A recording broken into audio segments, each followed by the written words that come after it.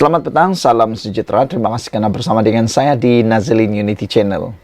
Ini satu lagi kemenangan besar Anwar Ibrahim terhadap Tun Mahathir, Muhyiddin Yassin, dan juga lawan-lawan politik beliau. Mahathir Mohamad kalah teruk kali ini. Daim Zainuddin pun kalah. Muhyiddin pun kalah. Karena menurut laporan ini, kerajaan yang diterajui Anwar Ibrahim paling berani laksana kajian SSPA. Waktu Muhyiddin menjadi Perdana Menteri, tidak berani jugalah maksudnya kalau begitu kan, menurut laporan ini. Apalagi Mahathir Mohamad.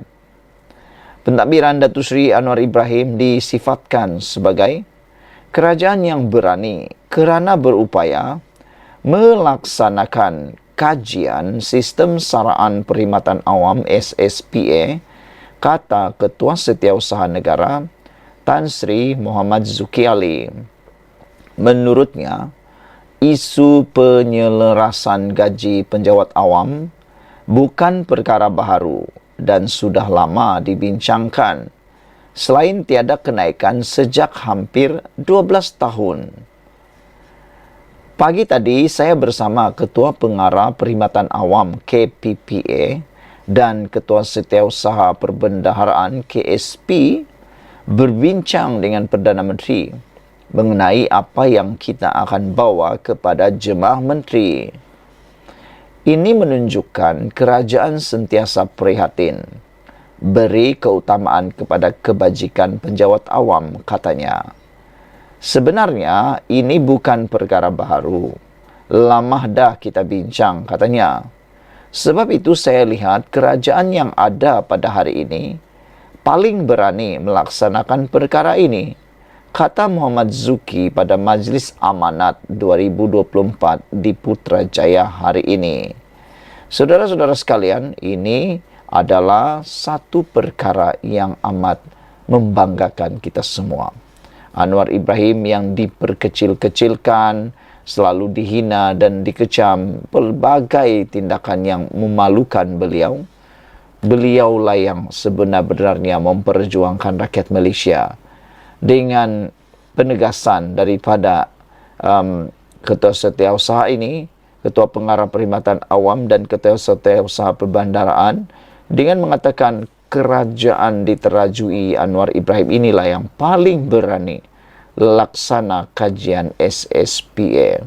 12 tahun sudah 12 tahun bincang demi bincang, tapi tiada juga kesudahannya. Anwar Ibrahim naik Perdana Menteri, barulah ada ceritanya. Selain daripada itu, ramai juga yang telah memuji Perdana Menteri Anwar Ibrahim dengan ketegasan beliau memerangi rasuah. Kalau dulu kita hanya dengar bilis-bilis kecil sahaja yang sering kali dibawa ke mahkamah, ditangkap, didedahkan, macam-macam lah.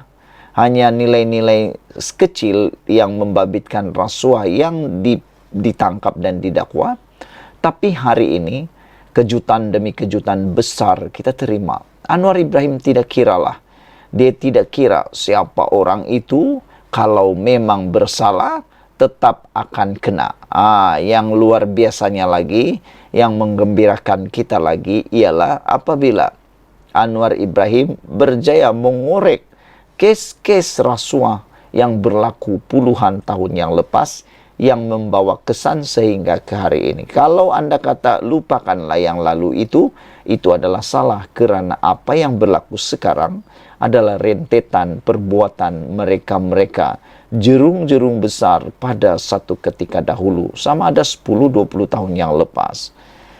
Jawatan Perdana Menteri PM adalah kedudukan yang amat istimewa. Dan hanya mereka yang terpilih serta teristimewa saja layak mendudukinya. Sejak negara kita merdeka, hanya 10 insan terpilih yang berjaya menduduki kerusi tersebut. Jadi ramai puji Perdana Menteri Anwar Ibrahim tegas perangi rasuah. Bayangkan betapa istimewanya 10 insan terpilih tersebut daripada 32 juta rakyat Malaysia yang ada. Sebab itu ramai yang berebut mahu bersalam dan bergambar dengan Perdana Menteri, termasuk dari para kalangan yang pernah mengecam serta memaki sebelumnya. Tetapi melihat kepada apa yang berlaku terhadap Najib Razak dan berita yang tersebar sehari dua ini, kedudukan sebagai Perdana Menteri itu nampaknya tidak menjanjikan keistimewaan atau kenikmatan yang berpanjangan. Setelah tiada lagi jawatan tersebut, tiadalah juga segala keistimewaan dan nikmat yang dibangga-banggakan itu. Sementara Najib sudah dihukum penjara atas satu hukuman berkaitan salah laku dana SRC Internasional, sebuah anak syarikat 1MDB, beberapa bekas Perdana Menteri yang lain pula semacam sedang menuju laluan yang sama. Muhyiddin Mat Yassin sedang dibicarakan berkaitan program penyelewengan program Jana Wibawa. Seorang lagi bekas Perdana Menteri Ismail Sabri Yaakob turut disiasat berkaitan salah guna dana awam sebanyak 700 juta ringgit.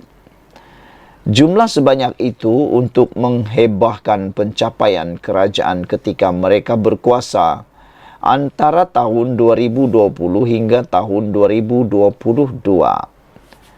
SPRM dilaporkan telah pergi ke Kementerian Keuangan dan Jabatan Perdana Menteri JPM bagi proses siasatan dan mengumpulkan maklumat serta mendapatkan dokumen berkaitan. SPRM mengambil tindakan proaktif menjalankan siasatan sebagaimana pendedahan mengenai penggunaan wang 700 juta ringgit baru-baru ini itu. Siasatan awal menjurus kepada bagaimana wang tersebut dibelanjakan dan adakah prosesnya mengikut tata cara yang betul, kata satu sumber berkaitan siasatan terhadap pentadbiran Muhyiddin dan Ismail Sabri. Di samping dua pemimpin berkenaan yang disiasat, beberapa bekas pegawai kedua-dua bekas Perdana Menteri turut juga dilaporkan berada dalam radar siasatan SPRM. Ini berikutan dana pembayar cukai yang dilihat mungkin diselewengkan cukup besar, yaitu berjumlah 700 juta ringgit hanya dalam tempo 2020 hingga tahun 2022. Di waktu yang sama, berikutan Tun Daim Zainuddin sedang disiasat SPRM, malah Menara Ilham milik keluarga bekas Menteri Keuangan itu telah pun disita.